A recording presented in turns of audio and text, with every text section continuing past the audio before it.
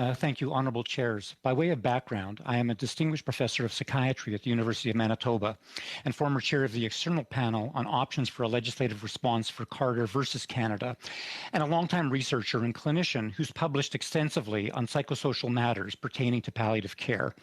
I'd like to use the brief time I have today to make 5 specific points. Number 1, some studies, both in Canada and the United States, imply that medical aid in dying is for the so-called white, wealthy, and worried. In other words, these studies suggest that we don't need to be concerned people seeking a hastened death are vulnerable or disenfranchised, but rather are well-positioned to make autonomous choices. This is a very narrow, and I would say problematic interpretation of the data. If we look at MAiD deaths reported by Health Canada, most are elderly, fraught with various disabilities and comorbid medical conditions. The most significant concern about this data, however, is that it pertains to patients with less than 6 months to live or those whose death was reasonably foreseeable. Now, if we want to look at how vulnerability and hastened death will play out in Canada, we need to look at the Benelux countries or Switzerland, where, like now in Canada, dying or approaching death is not a requirement. In Switzerland, assisted suicide is more common in women who suffer higher rates of clinical depression, those who are living alone, divorced, or without children. Loneliness and lack of social support are key vulnerabilities we can expect to play out in Canadian MAiD. 60% of patients who have received euthanasia for mental illness in the Netherlands were described as socially isolated and lonely.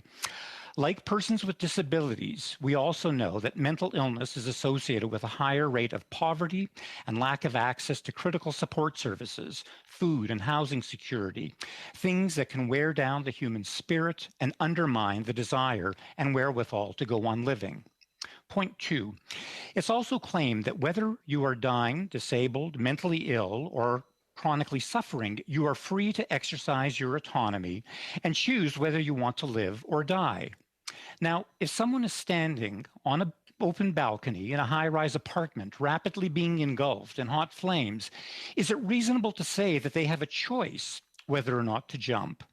Exercising autonomy means having real and viable options.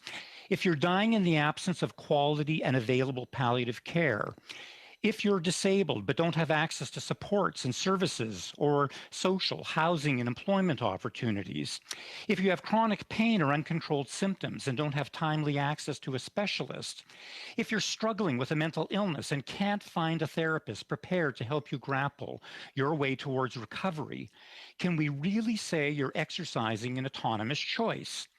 Did the 51-year-old Ontario woman with severe sensitivities to chemicals who chose MAiD 2 weeks ago after failing to find affordable housing free of contaminants really make an autonomous choice?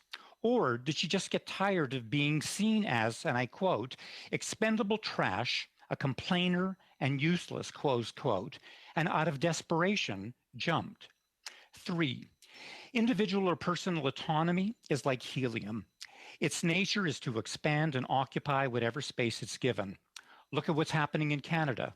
We've removed reasonably foreseeable death, and soon will include mental illness. We're now contemplating children and advanced directives. If individual autonomy is the driver, and we observe what is happening with our European brethren, we will see MAiD expand to include life completion and tiredness of life. 4, various palliative care researchers, myself included, are advancing the art and science of addressing suffering for patients with life-threatening and life-limiting conditions. While dignity therapy, developed by my group in Winnipeg, or others such as meaning-centered psychotherapy or calm therapy, are not a panacea for suffering, they are proving to be effective in mitigating distress while enhancing end-of-life experience. And 5, whatever direction Canada takes on MAiD, it must first and foremost support the continued study and ongoing provision of palliative care. Fewer than 2 to 3% of Canadians will ever avail themselves of MAiD, yet nearly all Canadians living with a life-threatening or life-limiting illness could benefit from palliative care, even though only a minority will receive it. In instances when there aren't real choices, we must tread carefully into conversations about the right to jump and do all we can to douse the flames of human suffering across Canada.